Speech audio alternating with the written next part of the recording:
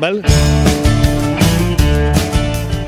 Bé, el Senat és una cambra on està la representació absolutament distorsionada. El 34% que va tindre el Partit Popular els dona una majoria absoluta que ha servit en molts casos per a evitar que el que s'aprovava en el Congrés poguera dur-se a terme. Jo crec que això és una manera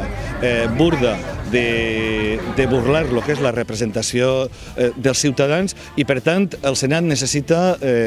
i jo crec que això n'hi ha un consens àmpliament generalitzat, en què el Senat necessita una reforma profunda. Una reforma que, en definitiva, faça del Senat allò que hauria de ser, que és una cambra de representació territorial,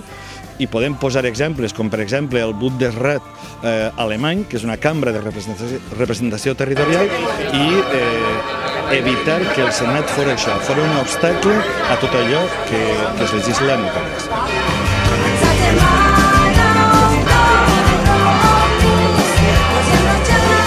Nosaltres el que lamentem és que les reformes de la Constitució es facin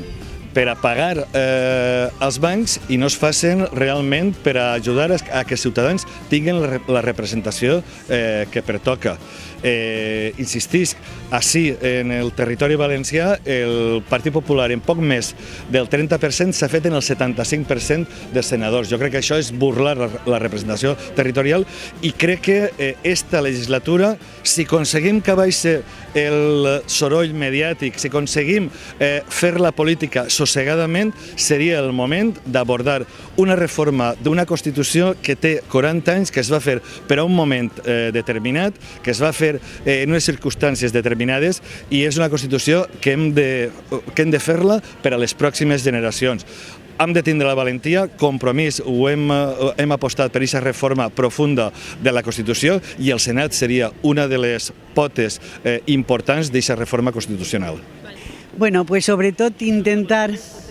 i lluitar per a que el Senat siga realment la Càmera de Representació Territorial. I què vull?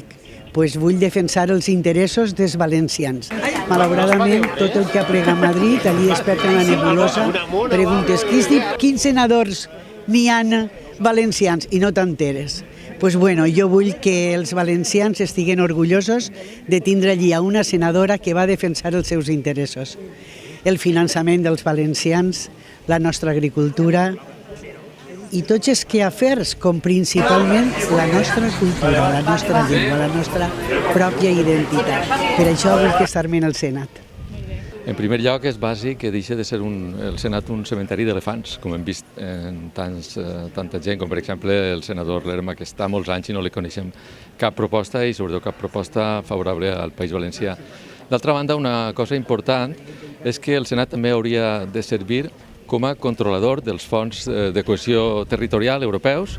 que pateixen d'una falta de transparència molt gran i fins i tot de corrupteles. Hem d'assegurar des del Senat que arriben a les comunitats autònomes, que és on estan destinats realment. A veure, crec que el que posa tot el compromís, que és una reforma evident del Senat, perquè és una cambra de representació territorial en la qual no de veritat representa els territoris, perquè, com dèiem, el 30% dels vots donen la majoria absolutíssima al Partit Popular en aquest cas, i a més perquè és molt important tindre en compte que jo com a senador en aquesta última legislatura he pogut comprovar que una cambra de representació territorial en la qual té una comissió de càmeres de comunitats autònomes que diu que és per a discutir i per a